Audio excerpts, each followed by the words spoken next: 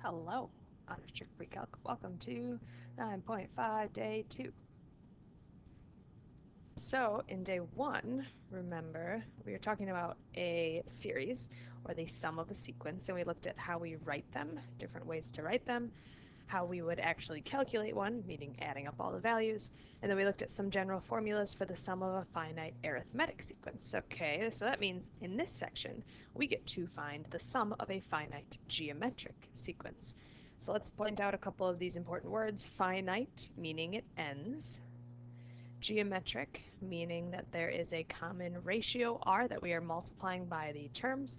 And in order to find the sum of a geometric sequence, specifically a finite geometric sequence, we are going to take the first term, a1, and multiply it by 1 minus r to the n, and divide that all by 1 minus r. N, of course, being the number of terms, we are adding up number of terms, r again being that common ratio. And I already said that a1, but I'll mention it again, is term number 1. So we've got this formula. Make sure you have it written down. Sorry, I'm blocking it right here. And we're going to pretty much just apply it right away by trying an example. It says find the sum of the given finite geometric sequence. So here's what I can tell right off the bat. I know that a1 is 5. My first term is 5. And if I look at this, 5 times 3 is 15. 15 times 3 is 45, which means I know really quickly that r is also 3. However, what I don't know right now is how many terms there are. So I have a1, I have r, I don't know n.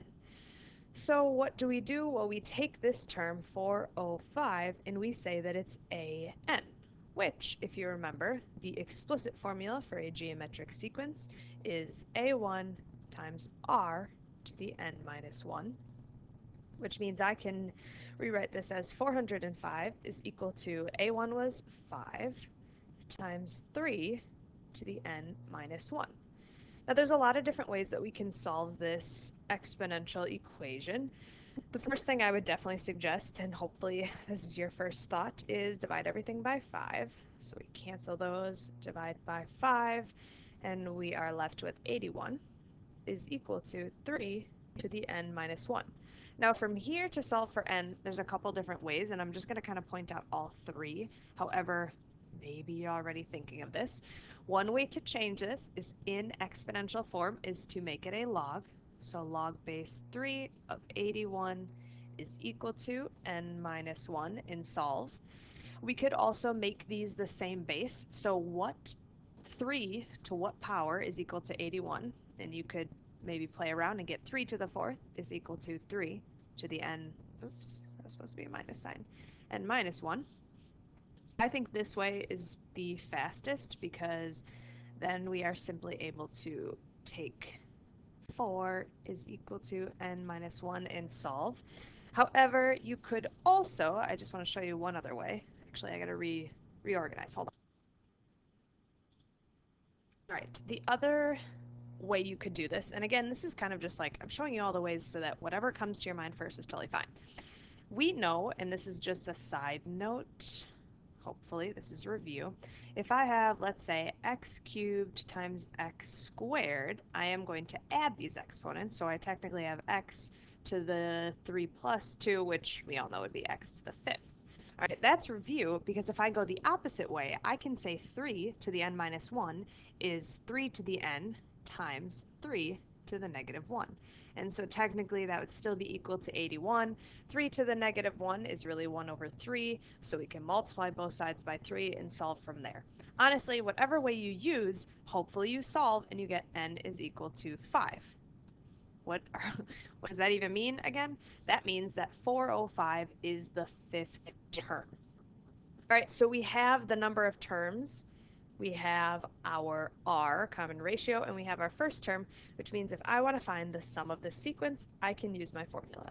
a1 times 1 minus r to the n all over 1 minus r.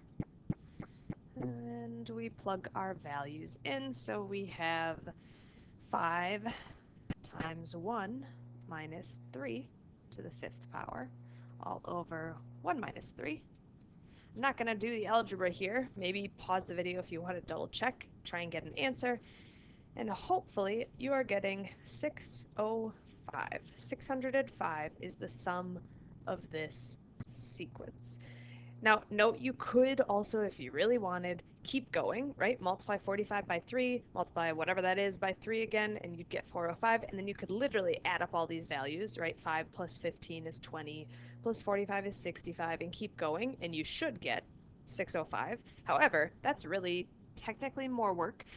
Maybe not in this example when there's only 5 terms, but let's say this was the 100th term. I don't want to be adding 100 values together. All right, next thing we are doing, and we did not do this with arithmetic sequences, I just want to point that out. We are going to find the sum of an infinite geometric series. So let's talk about this for a second so we kind of know what's going on. Infinite means it's continuing forever. So what I am saying, and I want to be clear, is I am adding up an infinite amount of terms. And that seems really weird, maybe at first, like how can we do this? But here's the deal. Remember how we were talking about limits in, well, the last chapter, and we also talked about limits in the last section about converging or diverging? If a geometric series converges, then I can find a sum. Because what it means to converge is it means it has a limit or it approaches some value, right? This would be, I'm going to approach some value. And so if we are approaching a certain value, I don't have to worry about an infinite number of infinite terms, which is kind of like blowing my mind right now. So let's talk about how we can find this. First, I want to remind you, a geometric, I'm going to actually add in an infinite, hold on, let me make that nicer.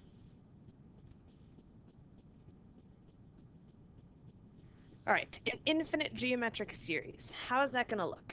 Well, we are going to have the sum of our explicit definition of a geometric sequence, so a1 times r to the n minus 1, where we're starting at n equals 1 and going to infinity.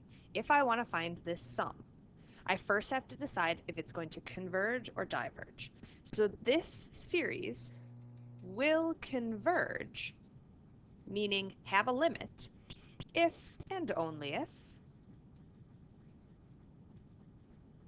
oops, sorry, I'm going to erase that. We'll have a limit, will converge if and only if our r value is between 0 and 1, or another thing that could happen is if the absolute value of r is less than 1. Essentially, what I am saying is we would have exponential decay. If this value is a fraction, we're having exponential decay, and I'm going to show you a picture in a little bit. And if this is true, then my series will converge, which means I can find the sum. So only if it converges can I find the sum. And how would I find the sum of an infinite geometric series? Well, I would take the first term, a1, and divide it by 1 minus r. This is the sum of an infinite geometric series.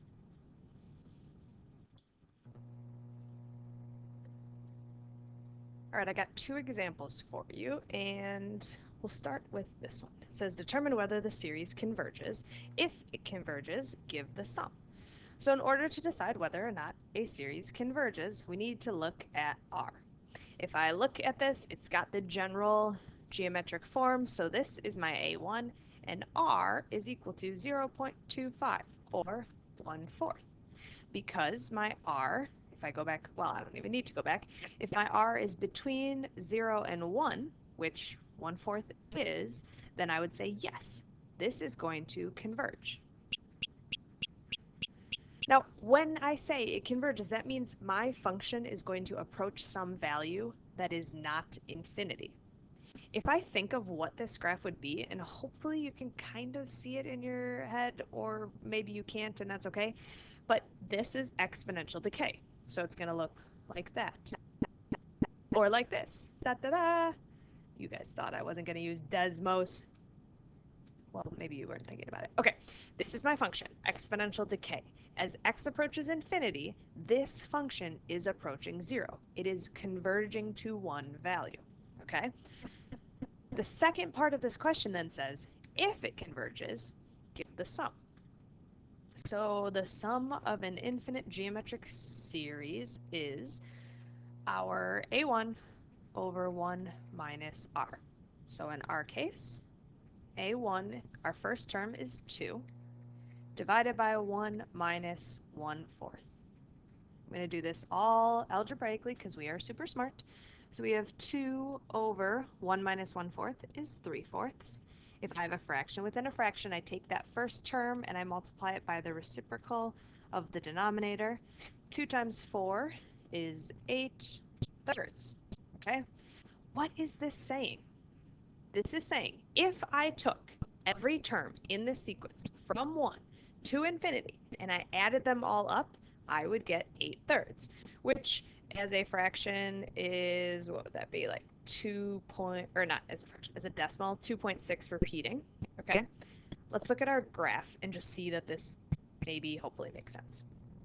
Again, we are adding up all of the values from x equals 1, okay, so 2 plus all of these y values. And notice, as I'm getting bigger, as I'm approaching infinity, all of these values are getting super, super small. They're approaching 0. 8/3, 2 and 2/3. Every single one of these y values, when I add them all up from, again, from 1, this point right here, to infinity, as I add them all up, I'm going to approach this value of 8/3. All right, I got one more problem for you. If the geometric series converges, calculate the sum. So again, we have to decide if it converges, and in order to do that, we need to figure out what is our r value. So I look at this first, and here's what I notice. I have a fraction for my second couple. So I have a feeling that I'm going to be multiplying by a fraction. How do I get from 4 to 4/3? Well, I'm technically multiplying by 1/3. And let's check it on the next one. If I take 4/3 and I multiply by 1/3, I'm getting 4/9. So I can pretty confidently say that r is 1/3 in this case, which means that this geometric series will converge. Oops.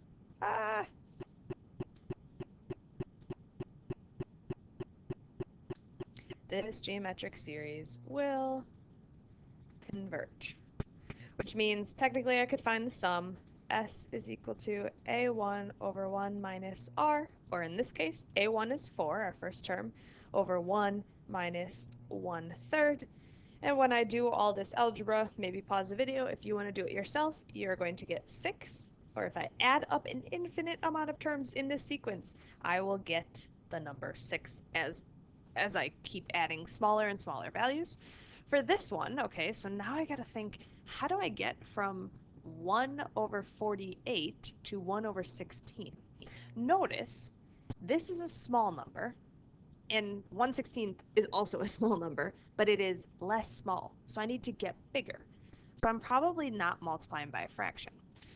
There's a couple different ways you could do this, but I think to myself, how do I get from 48 to 16, or maybe even think about it the other way. How do I get from 16 to 48? Well, 16 times 2 is 32. Technically, plus another 16 would be 48, which means if I'm going this way, 1 over 48 times 3 is going to be 1 over 16. And notice, then when I go from 1/16 to 3/16, well, that's pretty obvious. 1/16 times 3 is very easily 3, oops, that's supposed to be 6. 3/16. Bottom line, what I'm saying is r in this case is 3, which means this sequence, this geometric sequence that goes on forever, is going to diverge. Or another way to think about that is it's going to approach infinity. It's not going to approach some number as it gets bigger and bigger, it's pretty much just going to keep getting bigger. That is all I have for you today. Obviously, check the homework on the learning outcomes sheet, and please ask if you have any questions.